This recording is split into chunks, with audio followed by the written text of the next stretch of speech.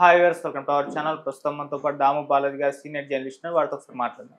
Sir నమస్కారం. Sir నమస్తే sir, Raj Tarun, Lavanya, Mastan Sai వీళ్ళ గొడవలో ఇప్పుడు హీరో నిఖిల్ ఇన్వాల్వ్ చేశారు సార్. వాళ్ళే అంటే హీరో నిఖిల్ కు సంబంధించిన చాలా వీడియోలు మస్తాన్ సాయి దగ్గర ఉన్నాయని చెప్పేసి లావణ్య ఆరోపణలు చేయడం, అది ఒక్కసారిగా మొత్తం నిఖిల్ మీద ఫోకస్ రావడం చూస్తున్నాం. ఆయన బయటకు వచ్చేసి ఆ వీడియోలు నాయి కావు, అవి వేరే వీడియోలు, వీళ్ళు అనవసరంగా ఆరోపణలు చేస్తున్నారని చెప్పుకోవాల్సిన పరిస్థితి వస్తుంది.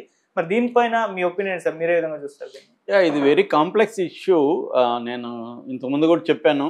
యాక్చువల్గా ఈ అమ్మాయి లావణ్య, ఈ రాజ్ తరుణ్ నన్ను మోసం చేశాడు, 7 ఏళ్ళు నాతో కలిసి కాపురం చేశాడు, తర్వాత వదిలేశాడు అనేది ప్రధానమైన డిమాండ్. అయితే ఈ ఇష్యూలకి రాజ్ తరుణ్ బ్యాటిల్, అది రాజ్ తరుణ్ బ్యాటిల్ రాజ్ తరుణ్ చేసుకుంటాడు. కానీ మధ్యలో అనవసరంగా ఇద్దరు ఎంటర్ అయ్యారు. ఫస్ట్ ఎంటర్ అయిందేమో అతను శేఖర్ భాష ఎంటర్ అయ్యి శేఖర్ భాష యుద్ధం చేస్తే అదొక పద్ధతి. మళ్ళీ ఒక యుద్ధంలో దిగినాక సపోర్ట్ సిస్టమ్స్ కావాలి కదా. ఈ సాయిని శేఖర్ భాష ప్రవేశపెట్టాడు. మస్తాన్ సాయి ఎంటర్ అయ్యాడు. దాంతో ఈ అమ్మాయి ఏం చేసింది, రాజ్ తరుణ్ కంటే కూడా వీళ్ళే మెయిన్ ఎనిమీస్ లాగా ఈ అమ్మాయికి డిక్లేర్ చేసుకుంది. ఈ అమ్మాయికి కొంత ఎనర్జీస్ చాలా స్ట్రాంగ్ ఉన్నాయి. అమ్మాయికి సర్కిల్ ఉంది. ఇటు పోలీసుల్లో అమ్మాయికి సర్కిల్ ఉంది, కారణాలు ఏదన్నా. ఇటు మీడియాలో కూడా అమ్మాయికి సర్కిల్ ఉంది. దాంతో అమ్మాయి మ్యానిపులేట్ చేయగలిగింది.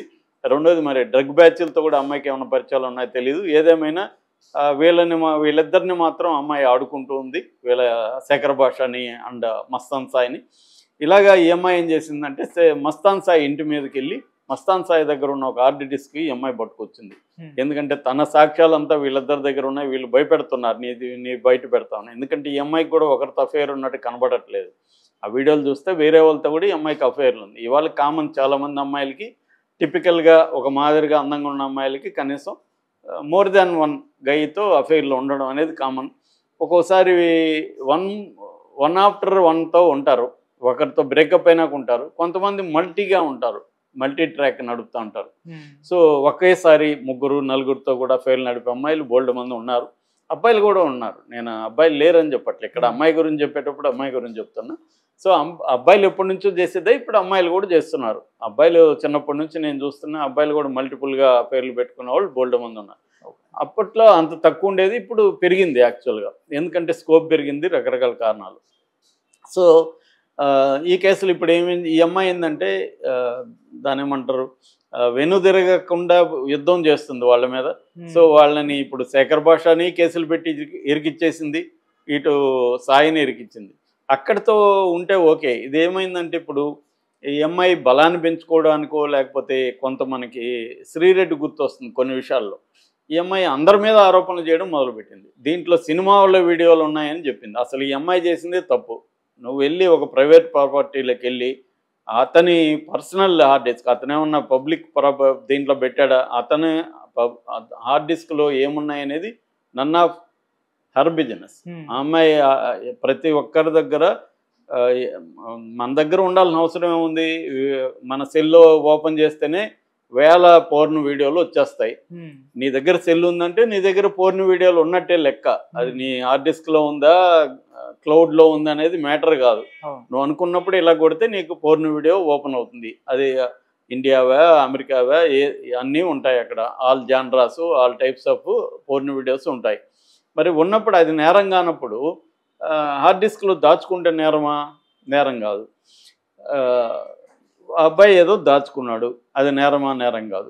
ఏది నేరం అంటే ఆ అబ్బాయి ఏ వీడియోలు పెట్టుకున్నాడు, ఎవరినైనా అమ్మాయిలకి డ్రగ్గులు ఇచ్చో లేకపోతే బెదిరిచ్చో తీసునుంటే ఆ అమ్మాయిలు కంప్లైంట్ చేస్తే అది నేరం.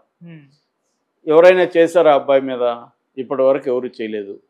చేయనప్పుడు సంబంధం లేదు ఈ అమ్మాయికి. కానీ ఈ అమ్మాయి వెళ్ళింది, దాన్ని తీసుకొచ్చింది. పోలీసులు కూడా అమ్మాయికి సపోర్ట్ చేయాలని డిసైడ్ అయ్యారు, కారణాలు ఏవైనా. సో పోలీసులు అమ్మాయికి సపోర్ట్ చేసి వాడిని అరెస్ట్ చేశారు. ఈ అమ్మాయి మీద కూడా ఏదో 20 ఎంతో ఎఫ్ఐఆర్లు ఉన్నాయి. కానీ ఈ అమ్మాయిని పోలీసులు అరెస్ట్ చేయట్లేదు. ఎందుకంటే వాళ్ళు డిసైడ్ అవుతారు, కొంతమంది మీదనే మనం చర్యలు తీసుకుందామని పోలీసులు రకరకాల కారణాలతో డిసైడ్ అవుతారు. సో అలాగే డిసైడ్ అయ్యారు. ఇప్పుడు అతను పట్టుకున్నాక ఏం చేయాలంటే, ఇప్పుడు దాంట్లో ఉన్నాయో లేవో తెలియకుండా రకరకాలుగా ఉన్నాయని చెప్పడం. ఇందులో నిఖిల్ సిద్ధార్థను కూడా ఈ అమ్మాయి లాగింది. సో నిఖిల్ సిద్ధార్థ్ ఫ్యామిలీ వీడియోలు ఉన్నాయి దాంట్లో ఉండొచ్చు. ఎందుకంటే నిఖిల్ ఇప్పుడు మనకి రకరకాల వీడియోలు పబ్లిక్ డొమైన్లో ఉన్నప్పుడు నేను సేవ్ చేసి పెట్టుకుంటాను అనుకో, దాంట్లో తప్పేం లేదు. అందుకే కానీ ఈ అమ్మాయి ఏం చెప్తుంది, అవన్నీ కూడా పోర్న్ వీడియోలు అన్నట్టుగా చెప్తుంది. న్యూడ్ వీడియోలు 200 ఉన్నాయి, 300 ఉన్నాయి. ఎవరు చూశారు? 200 ఉన్నాయో 300 ఉన్నాయో ఎవరికి తెలుసు? ఉంటే అతని పర్సనల్ వీడియోలు ఉంటే తప్పు లేదు. లేదు పబ్లిక్ డొమైన్లో ఉన్న వీడియోలు ఉన్నా కూడా తప్పు లేదు.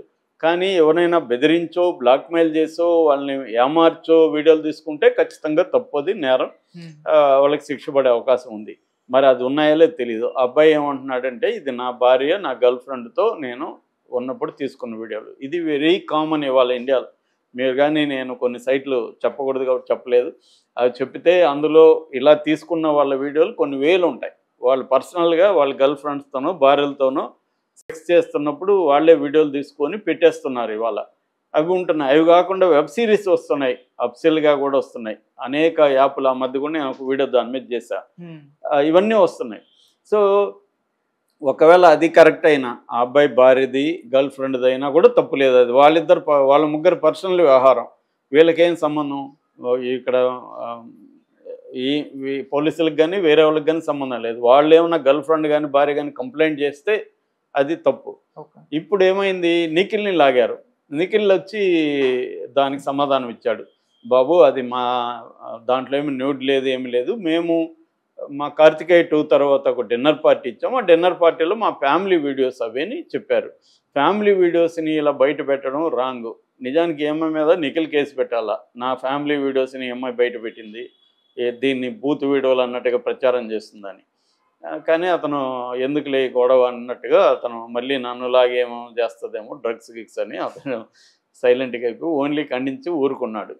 ఇంత తప్ప ఏం లేదు దీంట్లో. ఇది అంటే పోలీస్ కేసు ఏమన్నా చేయాలి.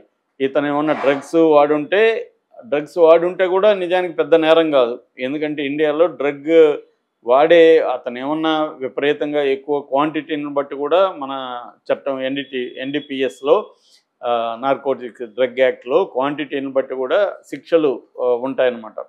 డ్రగ్ పెడ్లర్ అనేది నేరం. డ్రగ్ తీసుకునే వాళ్ళని యాక్చువల్గా విక్టిమ్స్గా పరిగణించమంటారు. వాళ్ళ కౌన్సిలింగ్లు, మెడికల్ హెల్ప్ ఇవి ఇప్పించాలి తప్ప, ఒకవేళ హ్యాబిచ్యుయేటెడ్గా ఎక్కువ తీసుకొని ఇదేతో ఎవరికన్నా డిస్ట్రిబ్యూట్ చేసి అవి ఉంటే అతను నేరస్తుడు. మరి ఇతను అవన్నీ చేస్తుంటే ఇతను నేరస్తుడు. అది తేలాల్సి ఉంది.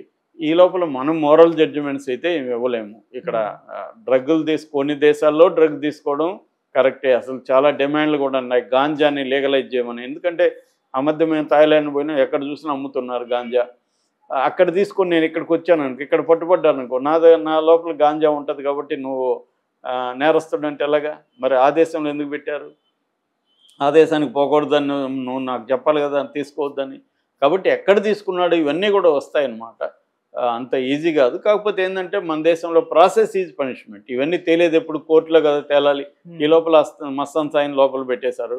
శేఖర్ భాష మీద 2-3 కేసులు పెట్టారు. ఇంకెవరో ఒక అమ్మాయి కూడా రంగంలో దిగింది. అమ్మాయి ఎవరు, స్రష్ట వర్మ కూడా శేఖర్ భాష మీద కేసు పెట్టింది. ఇంకా ఒక్కసారి పబ్లిక్ దీంట్లోకి వచ్చినాక శేఖర్ భాష నిజానికి అతని బ్యాట్లే కాదు ఇది. అందుకనే నేను చాలామందికి చాలాసార్లు చెప్తుంటా, ఒరే నీ యుద్ధం నువ్వు చేయి, వేరే వాళ్ళ యుద్ధం నువ్వు చేయొద్దని. మనం చాలామందికి ఆతృత ఉంటుంది వేరే వాడి యుద్ధం మనం చేయాలని. అతను రాజ్ తరుణ్కి క్యాపబిలిటీస్ ఉన్నాయి కదా, అతను హీరో, అతనికి డబ్బులు ఉంది, సర్కిల్ ఉంది, అతని బ్యాట్లో అతను చేసుకుంటాడు. ఇతనికి ఎందుకు శేఖర్ భాషకి? ఇతను పుడింగ్ లాగా రంగంలో దిగాడు. ఇప్పుడు ఈ అమ్మాయి దిగినాక అమ్మాయి వదిలిపెడుతుందా? వదిలిపెట్టలేదు. అతను దిగినోడు గమ్మున ఉండకుండా ఈ సాయిని దింపాడు.